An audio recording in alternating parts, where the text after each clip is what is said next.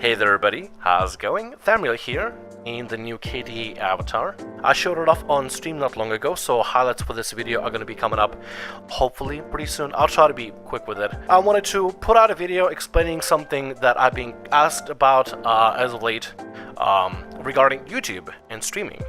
You probably noticed that there have been maybe about a month and a half that you haven't seen a YouTube stream. You've seen mainly just videos and highlights of videos and stuff like that, but you haven't seen an actual proper YouTube stream. There's a reason for it. I posted about it on the community tab, but clearly YouTube thought something within that post maybe made it less likely to be visible. Probably because I talked about demonetization being one of the things that's been affecting the channel and why streaming has been affected because of that. And YouTube probably saw that, decided, this guy's talking about demonetization. We don't want him to talk about demonetization. Let's push that post away, and as if it's not even there. So it means that subscribers and non-subscribers are less likely to see the post, and on feedback that I see on the likes on the post and stuff in the comments, it was very apparent that YouTube decided to make the post invisible, sweep it under the rug. You do that with videos that get demonetized and streams that get demonetized. It's actually a fairly common thing they've been doing for a while. A lot of content creators already called them out on that, so it's been a very known issue with YouTube, and when it comes to, I guess, censorship or hiding content. So the best way for me to do it is just explain everything in a video of why everything happened and why I'm streaming on Twitch. It was a scary dive into a new platform as like a permanent streaming platform, but it's been welcoming, and so far it's been well. And I'm looking forward to many other adventures that we can have together over on Twitch side of things. And I invite y'all to join us over on Twitch side of things. Twitch.tv/ThamrielVR. Give it a follow, check out the streams. Literally the same thing we did on YouTube for longest time, just different platform. Same stuff, different coat of paint for how you watch it. I've noticed there's a huge pattern of things happening on YouTube for the longest time. I just kind of ignored them and didn't want to think of the worst possible case scenarios until something happened to me the summer of 2018 during the E3 livestream event. One of the biggest things that was happening on YouTube as of late during the beginning pattern is I noticed that, and a lot of content creators also noticed that videos that would get demonetized started being affected differently and treated differently by the YouTube algorithm, which means videos that are being demonetized would be less likely to land on trending whatsoever, would be less likely to be pushed out to both subscribers and non-subscribers, and would be less likely to benefit the channel. I mean, not being able to make any revenue from a video was one thing. Sure, whatever, take the revenue. But it's a whole other story when videos are less likely to be seen by the general public and less likely to be discovered even though you're looking this stuff up. Let's say hypothetically I made a video about, VR chat KDA avatar and it got demonetized.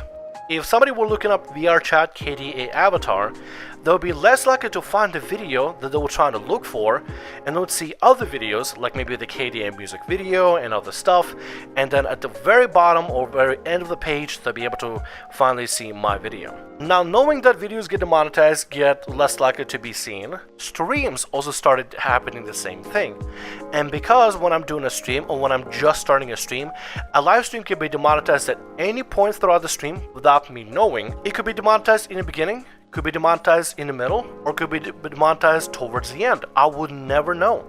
And a stream getting demonetized means it's also affected the same way a video gets affected when it gets demonetized. It's less likely to be seen, it's less likely to be pushed out, so any streams that I do that I get demonetized for no reason, at the end of the day, negatively affect the growth of the channel, which kinda sucks. And then when YouTube introduced the notification system for streams and videos, my channel has actually had an immense amount of people actually hitting the notification bell, and yet still the notification system was broken and didn't work. I still had countless of viewers on every stream coming in maybe like 30 minutes later or an hour later saying, hey, Samuel, what happened? YouTube didn't notify me about the stream, didn't notify me about a video. Why are my notifications not working on my phone, my email, or whatever? The demonetization affected streams and videos that get pushed out to subscribers and non-subscribers The notification system was supposed to make it so that the subscribers would be able to see the videos and streams, but yet it didn't, and therefore created a huge mess, and it was a pointless system to begin with that didn't really benefit a lot of the content creators out there, nor the viewers of the content creators. And lastly, the one thing that kind of made me worry is the gaming portion, or I guess the streaming portion of YouTube Gaming, that had a whole separate domain, a whole new application just for them, that had a perfect algorithm in order to try to find streams, and it looked very like Twitch, except with their own little modern designs here and there in order to make it more appealing and in order to enjoy streams. That got shut down, and then gaming portion was moved over to YouTube side, but then it was moved on in such a horrible implementation that it's impossible to find streams on gaming unless it's the most popular game out there. If you go to the gaming site and you scroll through it, not once will you find a VR chat as any of the categories. They have some obscure old categories on there for no reason, without any explained reason whatsoever, and they have the most popular games on there, but the categorization for that, for streams, is absolutely asinine and ridiculous. It makes no mathematical sense, it makes no rational sense, and therefore it started affecting people, like me and other people, that stream games that are maybe a little bit more on the obscure side of things, like VR chat, because the category for streaming on VR chat is not even there. So unless you subscribe to a VR chat content creator on YouTube and know that they're already making streams, there is no possible way non-subscribers or new viewers can possibly find me or any sort of VR chat streamer in the first place. The only way they can find me is by being able to find my video first, and then if they decide to subscribe, they can subscribe, and then later they can be notified, oh, Samuel VR is streaming. They used to have a perfect system with YouTube Gaming where you could actually look up a catalog of different games, VR chat, MMOs, battle royales, first-person shooters, and VR games, obscure ones and popular ones all together, and find everything in the world that you want to find. And you were able to find and search things just as well as you can on Twitch. They used to have an amazing system for that, which is why I'm really sad that YouTube Gaming shut down. I guess it was poorly managed, or maybe it cost too much.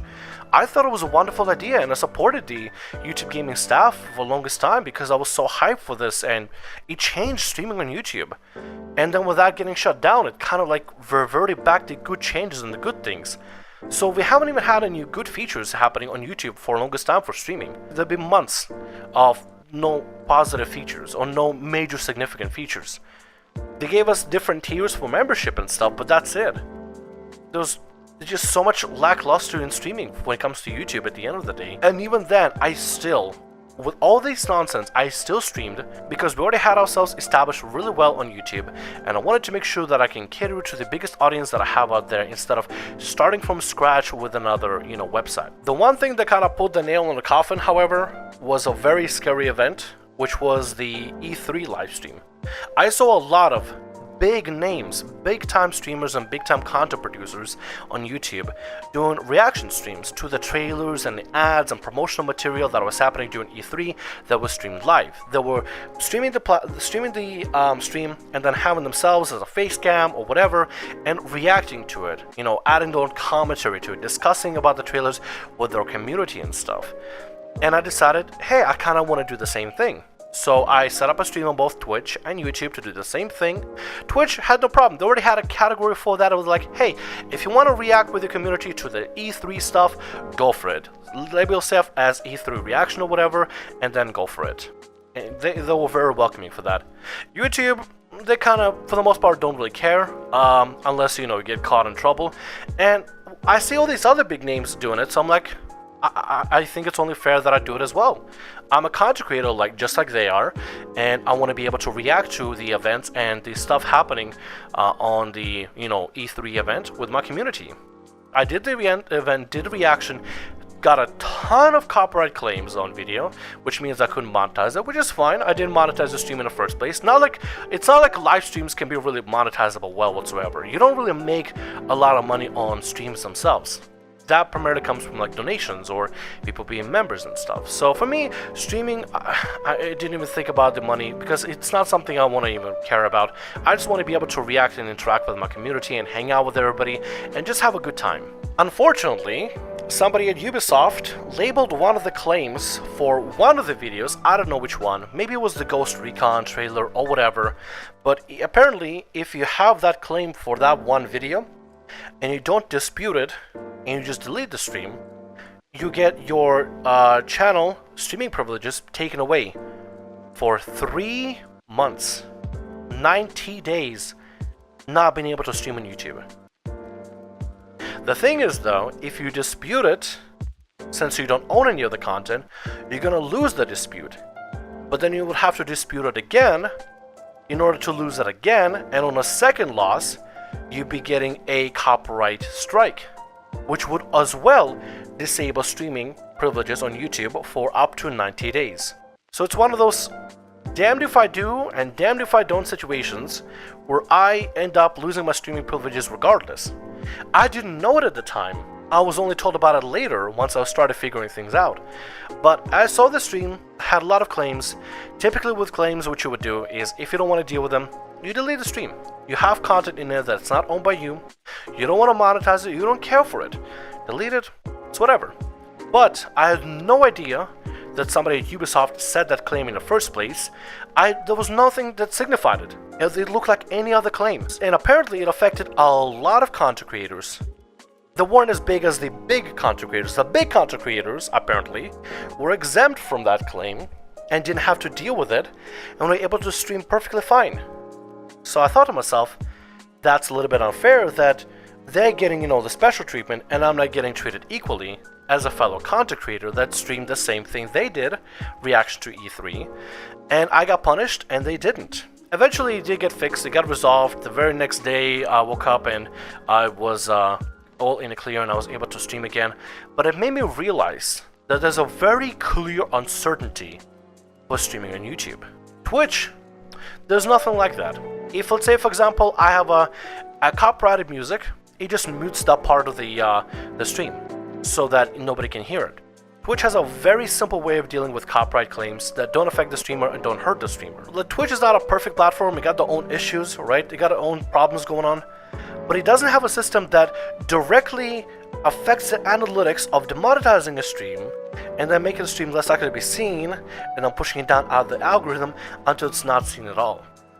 So there's a really, if you think about it with if you think about Twitch and YouTube, it's kind of a more fair game on Twitch rather than YouTube, because it doesn't actively screw you over for not streaming the most family-friendly stuff out there. So I decided I'd make a change and dive into it with my buddy Brunswick, and then ever since it's been really fun. So yeah, that was my explanation for why we've not been streaming on YouTube and probably won't be streaming for the foreseeable future.